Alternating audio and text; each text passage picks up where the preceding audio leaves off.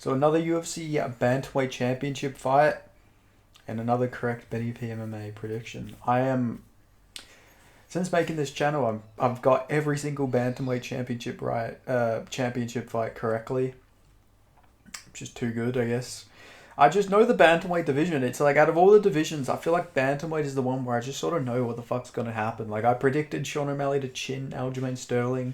I knew Sean would beat the shit out of Cheeto, and then I knew Merab would destroy Sean O'Malley. It's just styles make matches, styles make fights. It's just pretty obvious, but fucking man, did Merab maul him. Like, that is an understatement. Like, he beat the shit out of Sean O'Malley. Even moments in this fight where I was like, damn, is he about to get like a TKO on him? He was teeing up on him on the feet. He was just embarrassing him. I thought he was going to guillotine him at some points. Like, he really did just beat him. Obviously, Sean O'Malley is the much better striker, but with the takedown threat, the pressure, there were moments where he was just teeing off the most ugliest fucking strikes I've ever seen in my life. But, you know, it works. It works for Merab. And he did embarrass Sean O'Malley. Now, in the beginning of the fight, I thought Merab was having like a fucking panic attack or something, because he started running and he was like, hey, stop that. Like, he was just yelling. And we come to find out it was because Tim Welsh was just yelling advice out to him to try and like throw him off his game like he did to Aljamain Sterling. Which is genius, but apparently highly illegal. Apparently that's not actually allowed, which is sort of cringe, in my opinion. Like, I wish that was a rule. You could say whatever the fuck you want to your opponent. Like, that just, if you're going to listen to it, it's your fault. But apparently that is excessive coaching, which is apparently a rule I never knew about. So yeah, that's illegal, but it made for an entertaining moment. But it was one-way traffic. Sean O'Malley just couldn't let his hands go. Didn't throw any kicks. He just couldn't get going in this fight, which is understandable. You got fucking Merab Dvalishvili, who just doesn't stop. He doesn't stop shooting on you. He doesn't stop punching at you. What's the stats on this fight, man? Like, I just realized I was meant to click off here and just show Merab with the belt. I just completely got distracted there. Sorry about that, guys. Yeah, he did just demolish him badly. Like, he beat the fuck out of him. Like, there was no sugarcoating. Merab dominated from pillar to post. I would look up the stats on my laptop, but it probably won't come up. Let me just look up these stats real quick. Okay. Let's have a look. Merab landed 214 total strikes, only 82 significant. That's weird, but Sean O'Malley landed 47 significant, but 214 strikes. Like, that is a crazy amount. I don't know why they didn't consider a lot of these shots significant, because, like, he did for a lot of shots like this. Like, he landed a lot of shots, and I'm sure, like, more than fucking 82 or whatever I just said was significant. Like, that doesn't make any sense to me. I feel like Merab, I feel like a lot of those strikes were significant, especially towards the end, where every strike just seemed like it was overwhelming Sean O'Malley. Now, Sean O'Malley, with respect to him, he did almost get a late stoppage in a way. He taped Merab Dvalishvili to the body, and Merab had the weirdest reaction. Like, it looked like he reacted like he'd just been kicked in the dick. But on replay, he clearly had been hit to the body, so he was obviously really hurt to the body, which is really bad, because he made it so obvious. Now that's going to be something potential future opponents are going to exploit. Especially with a cardio machine like Merab, it is something you would do. You would attack at the body. It would make a lot of sense. But, you know, he still won. He survived. He got a takedown. He seen to the end of the round.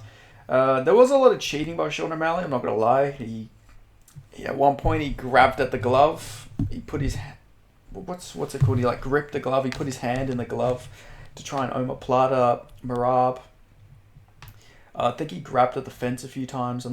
I might have to rewatch if he did that, but another thing I gotta mention, my stream was just so shit, it kept stopping, so maybe I'm just misremembering this, because, like, a lot of the fight sort of got fucked over for me, but it seemed like a pretty clean sweep to Merab.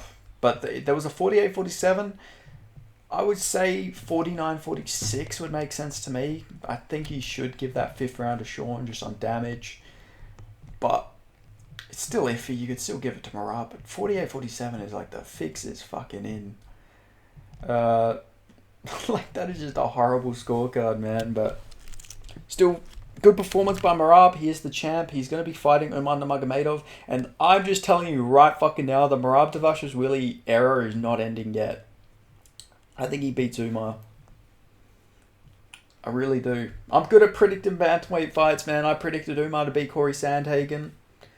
What's some other ones? I predicted Figgy to beat Cheeto.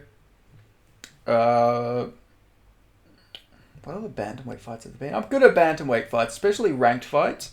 Merab is going to drown out Umar. Umar will be able to stuff takedowns, but everybody can stuff takedowns against fucking Merab until you can't anymore. The guy's just got fucking 10 lungs or something. Just should be Merab the fucking organ donor, Dvalishvili, because I don't know where the fuck he's getting all these lungs from. But the fucker just doesn't slow down, and I don't think he's going to slow down against Umar. Umar will be the better striker, yes. But Sean O'Malley was the better striker. Peter Yan was one of the best defensive fucking grapplers in the division, and Merab didn't even take him down that many times. He just beat the fuck out of him with failed takedowns. And I think we're going to see Merab just keep doing this to these guys. I've seen a lot of people saying Corey Sandhagen, he's got the style to beat. No, he doesn't. Corey Sandhagen has some of the worst defense. Outside of that Umar fight, he's typically known for getting taken down, so his takedown defense has gotten better. But Merab is just a different fucking animal, guys. Like, I think we got to realize this. I will never pick against Merab until, I don't know, until we see a matchup where I think he'll lose, I guess, though.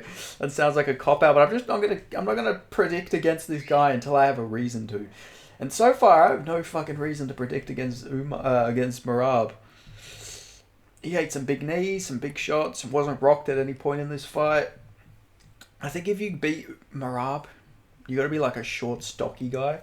Which I guess Umar does have that sort of build. Like, Umar can beat Merab, maybe. But highly fucking unlikely, in my opinion. I think Merab will dominate Umar. I don't know. I just don't see who there is for Merab. Who can beat Merab at this point? Figgy, maybe with a guillotine? Like, that's like a Hail Mary shot. Like, who else is there, man? Peyton Talbot, he's not going to beat him. Like, he's a great fighter. But unless he chins Merab in the first, like, fucking 10 seconds, he's not going to beat Merab. Raul Rosas, he's not going to beat Merab, in my opinion. Aljo's at featherweight. He wouldn't beat Merab anyway. I think Merab would beat the shit out of him. I know they're training partners and everything, but Merab beats him. Like, I just don't think there's anybody who matches up well against I keep going to say Umar. I don't think there's anyone who matches up well against Merab, man. I just don't think there is. I think he's going to just beat anyone. He is 33 though. You do need to take that in consideration. He is pretty old for a bantamweight. Maybe he does just randomly fall off. But I feel like if anyone's just going to be still fucking doing the thing at like 50 years old, it is Merab. He does have that Yoel Romero type energy about him. Doesn't gas out.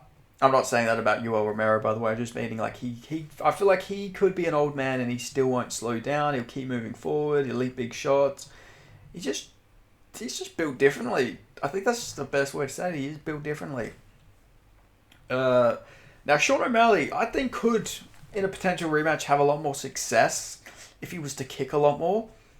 But at the same time, Merab has never really shown that sort of top control before, but he really was just beating the fuck out of Sean O'Malley on the ground. So obviously his top control's either gotten better or Sean O'Malley just has pretty bad defense on the ground. So I guess you can take with that what you will, but it does seem like he's improving with his ground and pound, his top control. Normally he's a guy who just gets a takedown, but then somebody gets back up and then he shoots another one. He just chain wrestles until they gas. But in this fight, I think he showed a lot of improvements. I could just see him fucking tiring out Umar Nurmagomedov and breaking him, getting a win. But it would be an interesting fight. I'm trying to think of who the fuck else is there. Vinicius Oliveira? No, I don't think. He showed good takedowns against Ricky Simone, but I don't think he'll beat him. I don't think the thing that beat Merab is you need to be explosive. You need power. Like a Song Yadong, I don't think he would beat Merab, but he does have a fucking hell of a shot. He's short, he's stocky, he's got great takedown defense, he's powerful. He's got that same sort of shot that Merab gets caught with. That Henry Cejudo and Marlon Moraes, they caught him with the... it was a hook. It was a left hook. But he does throw hooks the exact same way Moraes does and Cejudo does. Like, I think Song Yadong is, if you were to match anyone up, I think that is probably his toughest fight. But I still think fucking Merab would beat him. Like, I know it sounds like I'm dick riding, but I just can't not pick against the guy. Like, he mauled Peter Yan. People thought Peter Yan was washed because of it. And then he went and beat up Song Yadong. People are going to say Sean O'Malley sucks and he's shit, but Sean O'Malley will go on and beat some other guy. You could do him versus Corey Sandhagen. Both coming off losses, but who says no to that fight? You could do him versus Cejudo. I don't really care what you do. Like, he will win his next fucking fight. I reckon. I fucking 100% reckon. Even Cejudo, if he's not fighting Sean O'Malley, he'll probably win his next fight. Like, I think Merab is just built a little bit differently to all these other guys. These Georgians, man, they're fucking good. Ilya Topuria, Merab Dvalishvili, they're just built differently. Now we've got 2 Georgian champions in a country of 4 million, where only about 3 million are probably ethnic Georgians. These people are built differently. People talk about the Dagestanis, man. They've had Islam and Habib as champs. If I'm remembering correctly, that's the only champs that the Dagestanis have had. Georgia has gained 2 champions in a fucking year. They have a aging population. Like, Dagestan has a high birth rate. They have like a large young population. Like, Georgia doesn't have a high birth rate. They're declining in population. But like, they've still managed to get these fucking champions. Like, I feel like if you look at the statistics for like Georgia, like the majority of people there are probably like 40 years old or something, like pretty old. Like, a lot of those former Soviet republics have older aging populations. So when you round it up, like, the percentage of like fighting age men is even like smaller, and they have 2 fucking champions. Like, how crazy is that? But yeah, honestly, great performance by Merab. Shevchenko, she got the belt back, but they fucking, oh my god, man, that was a fucking horrible fight. That was a horrible performance from Alexa Grasso. So Shevchenko's champ again. I don't see her lasting as champ. I think Fiorot could probably beat her up badly. Showed good takedown defense against Erin Blanchfield. The Grasso era was fun while it lasted. You know, she technically got a defense. She won a title fight and then got a draw. So she held on to that belt for over a year. But now Shevchenko's back. She has got her belt back. You know, fair play. Gives me hope for maybe a Volk claiming his belt back, but I'm not going to fucking hold my breath. Diego Lopez, he beat the absolute shit out of Brian Ortega, which I love to see. Not a big T-City fan. I don't know, there's just something about him. He seems like a douche. And I like Diego Lopez. He beat the fuck out of him, man. He beat him up badly. Could have knocked him out early in that fight, but he just stayed on the ground, which I hate when fighters do that. He let him recover on the ground. He could have knocked him out. He really could have knocked him out, but instead he doesn't do that, unfortunately. But still put on a bad beating. Got a 30-27. I'd love to see him versus like a Volk next. A Volk. Yeah, I guess Volk would make some sense. But Volk's probably... What I've heard is Volk is going to be fighting for the belt next. So no point doing that, I guess. So maybe you do Diego Lopez versus the winner of Aljo versus Movzar. You know, you could do the potential rematch with Movzar and Diego. Who the hell is there at featherweight, man? I'm drawing a blank right now. Obviously Ortega. He just beat Ortega. So Lopez will be number 3. I guess there's Arnold Allen. You could do Arnold Allen versus Diego Lopez. That'd be a pretty cool fight.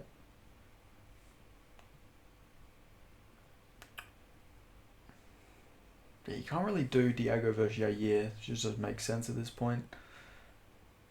It's either Volk or Arnold Allen. Or the winner of Movzar versus Aljo. I guess we see what happens. But yeah, great card. My boy... Uh, Esteban Ribovic, he won. I predicted him. Oh, it was me against the fucking world. Hold on, let me check this real quick. Like, it was generally me. It was me against the motherfucking world, and I did it. We did it, guys. Well, I didn't do anything, to be fair. But Esteban, he won. It was only me, Usman, this guy, that guy, that guy, Stephen Wonderboy. So it was basically a bunch of fighters who trained with him and Kamaru Usman, and then other predictors. But like, look how many people picked against him, and we did it. We did it, gang. Leo, Viva la Argentina. But yeah, overall, it was a good card. Got a lot of good underdogs. What else am I thinking of, man? The Chilean guy. Oh my god, why is his name just fucking left? He fought Torres. Oh my god, how do I not remember? Oh, Ignacio Bahamondes, great performance. Yasmin Jarigi, she somehow lost. Joshua Van, he won, but man, my Edgar Shara's underdog pick was looking real good in that first round. If he only leg kicked a bit more, Raul Rosas got a dominant win, I guess, but it wasn't like a great performance. Ronaldo Rodriguez survived almost getting chinned and choked out. Crazy heart there. But yeah, good card. Not a good card for the Mexican MMA scene, in my opinion. You know, a lot of these guys lost. Only one Mexican-born fighter won. So that's not great for them, but you know, they'll be back. Mexicans are tough. We'll see what happens. But yeah, it seems like whenever they do like a home crowd event or built around like a certain nationality, they just always lose. Like, remember that Canada card where fucking every single Canadian lost? Like, that was pretty crazy. But yeah, overall, great card. Merab is the champion. And yeah, I guess you just got to cry about it. Because, to be fair, we have Merab Dvalishvili and Bilal Muhammad as champions, and Pantoja. Like, it is a weird era of maybe not the most entertaining fighters, but you know, they're doing their thing. You can't hate on them for that. But it is a weird era of champions. And then you got like the Dricus Duplessis, who just fight weird. You got Pahea, who's just a pure kickboxer. We're in a weird era of champions. I'd love to see all the champions on stage. It's just a weird mix of characters right now. But anyway, that's all I've got to say. So thank you guys so much for watching. Make sure you like this video, subscribe. If you ain't already, put on notifications. Let me know your thoughts on this card, and I'll see you guys next time. Thank you for watching. Peace.